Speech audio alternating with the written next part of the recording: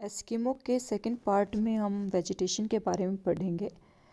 जिस एरिया में एस्किमो रहते हैं वहाँ पर जो वनस्पति है वो बहुत ही कम पाई जाती है, क्योंकि यहाँ पूरे साल जो ज़मीन है वो बर्फ़ से ढकी रहती है और यहाँ पर गहरी मिट्टी का अभाव रहता है। यहाँ लंबे पौधे जीवित नहीं रह पाते क्योंकि उनकी जड़ें ज़्यादा गहरी नहीं होती। जैसे ही हवा का झोंका आता है तो वो सहन नहीं कर पाएंगे और सरवाइव नहीं कर पाते।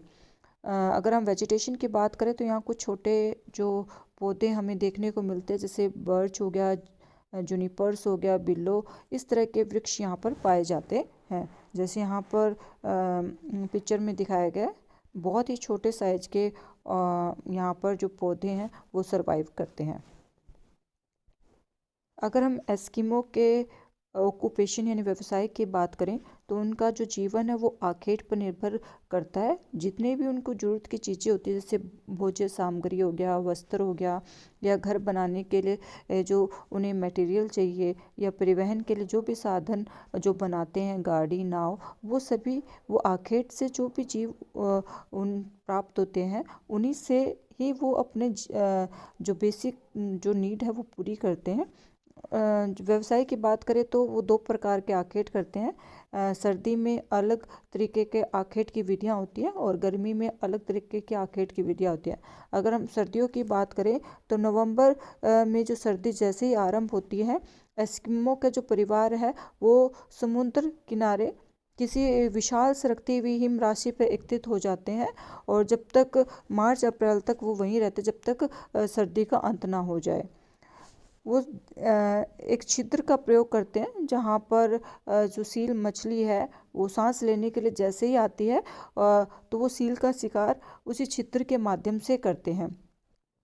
तो कई बार क्या होता है, मछली खुद भी छिद्र बना देती हैं और उन छिद्र को कुत्ते सूंघ कर पहचानते हैं और एस्किमो को बताते हैं। जैसे ही मछली उस छिद्र में सांस लेने के लिए आती है वैसे ही एस्किमो उसका शिकार करते हैं। कई बार एस्किमो स्वयं बर्फ़ में छिद्र बना देते हैं और शिकार के लिए वो हार्पून का यूज़ करते हैं। हार्पून एक भाले का नाम है और वो जैसे ही मछली जो सील मछली है उस पर शिकार करते हैं तो जो मछली है वो घायल हो जाती है, मृत हो जाती है, तो उसको वो निकाल कर बेसिक सी जो चीज़ें हैं भोजन के लिए उन्हें मांस चाहिए या फिर गृह निर्माण के लिए उन्हें खाल चाहिए, कपड़े चाहिए, तो उसी से ही वो प्राप्त करते हैं। सील के अगर मुंह पर वो शिकार करते हैं तो उसको हम माउपोक विधि कहते हैं। ग्रीनलैंड के कुछ एरिया में एस्किमो सील के शिकार को इतुआर विधि से करते हैं। जो माउपोक विधि है उसमें एक छिद्र होता है, उसमें एस्किमो हार्पून लिए खड़ा रहता है। जैसे ही मछली उस छिद्र में सांस लेने के लिए आती है तो हार्पून से उस पर वार किया जाता है और जैसे सील मछली घायल हो जाती है, मृत हो जाती है, तो उसको बाहर निकाल दिया जाता है। लेकिन इतुआर पोक विधि में दो छिद्र बनाए जाते हैं। एक छिद्र में शिकारी चारा डालता है और दूसरे छिद्र में हार्पून लिए खड़ा रहता है। चारे की तलाश में जैसे चील मछली छिद्र के पास आती है तो दूसरा जो शिकारी है वो हार्पून से उसका शिकार करता है। जो दूसरी विधि है वो है वसंत काल आखेट। मार्च में जब दिन थोड़े बड़े होने लगते हैं और बर्फ़ थोड़ी पिघलनी शुरू हो जाती है तो एस्किमो के जो परिवार के जो लोग हैं वो खुले एरिया में शिकार करते हैं, क्योंकि सील मछली है वो धूप सेकने के लिए बर्फ़ से निकलकर वो तट वाले एरिया में जमा हो जाती है और इसमें हार्पून का प्रयोग नहीं किया जाता बल्कि धनुष बाण का प्रयोग किया जाता है। यानी धनुष बाण से जब सील मछली का शिकार किया जाता है तो उस विधि को उतोक विधि कहते हैं। तो यहाँ पर दोनों विधियाँ दिखाई गई है। माउपोक जो मेथड है उसमें एक शिकारी है वो छिद्र के पास खड़ा है और सील मछली का इंतजार कर रहा है। उतोक विधि में हार्पून की जगह धनुष बाण का क्या है प्रयोग किया जाता है। एक नए और डायग्राम में आप देख सकते हो एस्किमो है वो हार्पून लिए यानी भाला लिए खड़े हैं और दूसरी जो पिक्चर में है उन्होंने हार्पून के थ्रू उन्होंने शिकार किया है। अगर हम एस्किमो के वस्त्र की बात करें तो वो ऐसे एरिया में रहते हैं जहाँ पे बहुत ज़्यादा ठंड होती है। वो ठंड से बचने के लिए कैरीबाऊ और सील के चमड़े के वस्त्र बनाते हैं। कैरीबाऊ का जो चमड़ा है वो सील के चमड़े से अधिक गर्म और हल्का होता है, इसलिए वो वस्त्र बनाने में उसका ज़्यादा प्रयोग करते हैं। लेकिन कई क्षेत्र में कैरीबाऊ नहीं मिलते, तो वहाँ ध्रुवीय भालू के सैमूर से वस्त्र बनाए जाते हैं। पुरुष अपने बदन पर एक जर्सी जैसे कपड़ा पहनता है जिसमें बाहें होती है, और ये खाल को उलट कर बनाया जाता है। उस कपड़े को तिम्योक कहा जाता है।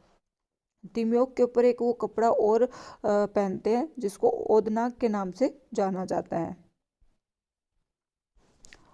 तिम्योक के पीछे एक टोपी होती है और उसे वो ठंड से बचने के लिए प्रयोग करते हैं। पजामा भी सील के खाल से बना जाता है। पैरों में वो जूते पहनते हैं, वो भी सील के खाल से ही बनते हैं, और उस जूतों को हम कोमिक के नाम से जानते हैं। माताएं एक विशेष प्रकार का वस्त्र धारण करती है जिसे अमाउत कहा जाता है, और उसके पीठ पर एक थैलीनुमा जेब होती है जिसमें वो छोटे बच्चे को सुरक्षित रख सकती है और वो कामकाज कर सके। इस पिक्चर में एस्किमो द्वारा जो कपड़े पहने गए हैं उसको दिखाया गया है। इस तरह का वस्त्र एस्किमो जनजाति द्वारा पहने जाते हैं। अगर हम एस्किमो के घर की बात करें तो वो दो प्रकार के घर बनाते हैं। अगर हम बात करें उनके एरिया की, तो वहाँ पर बहुत ज़्यादा ठंड होती है, मिट्टी नहीं मिलती, पानी नहीं मिलता, लकड़ी नहीं मिलती। तो ऐसे जो आदिवासी लोग हैं वो अपने लिए स्थायी घर का निर्माण नहीं करते। वो आसपास जो भी छोटी मोटी जो चीज़ें हैं, जैसे हड्डी होगी, पत्थर हो गए, खाल हो गए, बर्फ़ होगी, उन्हीं से वो अपने घर बनाते हैं। गर्मियों में अलग प्रकार के घर बनाए जाते हैं और सर्दियों में अलग प्रकार के घर बनाए जाते हैं। अगर हम सर्दियों की बात करें तो वो बर्फ़ के घर बनाते हैं जिसे हम इग्लू के नाम से जानते हैं। इग्लू बनाने की एक प्रोसेस होती है, इसमें वो हड्डी से जो चाकू बनाते हैं, उसी चाकू से वो बर्फ़ के चौकोर सिलियाँ काट देते हैं और एक के ऊपर एक वो जमा करते रहते हैं, जिससे एक दीवार की तरह वो बनती जाती है। दीवार वृत्ताकार होती है और भीतर की ओर झुकी हुई होती है। ऊपर से वो गुम्बद के ढांचे के रूप में उसे तैयार करते हैं। एस्किमो द्वारा सर्दियों में इस प्रकार के घर बनाए जाते हैं। इसमें चौकोर जैसे सिलियाँ एक के ऊपर एक जमा कर दी जाती है। ऊपर से गुम्बद के आकार का घर बनाया जाता है, और जो जो प्रवेश द्वार है वो बहुत ही छोटा रखा जाता है, और जो एस्किमो है उस प्रवेश द्वार में या तो लेट कर रेंग कर वो जाते हैं। जैसे वो अंदर प्रवेश कर देते हैं, उस द्वार को भी वो बर्फ़ से ढक देते हैं।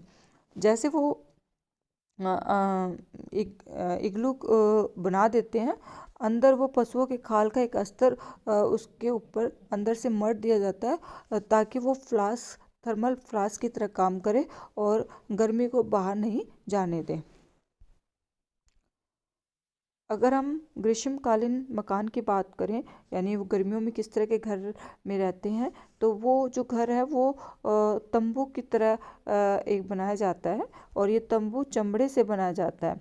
जो पशुओं होती है, जो सील मछलियां हैं, उनकी जो हड्डियां होती है और उनकी जो खाल से ही टेंट बनाया जाता है, जिसे स्यूपिक्स के नाम से जाना जाता है। जो तंबू है वो लगभग 50 से 60 सील की खाल से एक दूसरे से जोड़कर तैयार किया जाता है। जैसे ही सर्दी स्टार्ट होती है वैसे ये तंबू नष्ट हो जाते हैं, क्योंकि सर्दियों में बहुत तेज़ हवाएं चलती है जिन्हें हम बर्फीला तूफान या ब्रीजल कह देते हैं, और उसके आगे तंबू टिक नहीं पाते, और जाड़ा आते ही एस्किमो शीतकालीन जो मकान में रहते हैं। गर्मियों में इस प्रकार के घरों में एस्किमो जो लोग हैं वो निवास करते हैं। अगर हम यातायात के साधनों की बात करें तो वो कुछ परिवहन के साधन बनाते हैं और उनका प्रयोग करते हैं, जिसमें स्लेज है वो बिना पहिए की गाड़ी होती है, और ये जो गाड़ी है वो वेल की हड्डी या फिर लकड़ियों से बनाई जाती है, और इन गाड़ियों को जो शक्तिशाली कुत्ते हैं वो खींचते हैं। एस्किमो लोग जो है स्लेज गाड़ी शीत ऋतु में बर्फीली धरातल पर चलाने के लिए काम लेते हैं, क्योंकि आपको पता है बर्फीली जो धरातल होता है वो स्मूथ होता है और बड़ी आसानी से कुत्ते उसे खींच सकते हैं। स्लेज को 5 से 6 कुत्ते मिलकर खींचते हैं और जो सबसे शक्तिशाली कुत्ता होता है उसे आगे रखा जाता है और अन्य जो कुत्ते होते हैं उन्हें गाड़ी के पास रखा जाता है। उन कुत्तों को सील का मांस खिलाया जाता है। तो एस्किमो के जो लोग हैं वो इस तरह के जो गाड़ी का प्रयोग करते हैं जिसे हम स्लेज के नाम से जानते हैं। दूसरा जो परिवहन का साधन है उसे कयाक के नाम से जानते हैं। कयाक एक प्रकार की नाव होती है और जिसे एस्किमो लोग गर्मियों में खुले जल में शिकार करने के लिए प्रयोग करते हैं। ये जो कयाक है वो व्हेल की हड्डी और या लकड़ियों से बनाई जाती है और उसके ऊपर सील की मछली की खाल मर दी जाती है और एक बीच में एक अंडाकार छेद रखा जाता है और जिसमें एक शिकारी बैठ सकता है। कयाक की जो लंबाई है वो लगभग 6 मीटर होती है। तो कयाक इस प्रकार दिखती है और ये व्हेल की हड्डी या लकड़ियों के ढांचे से ही बनाई जाती है।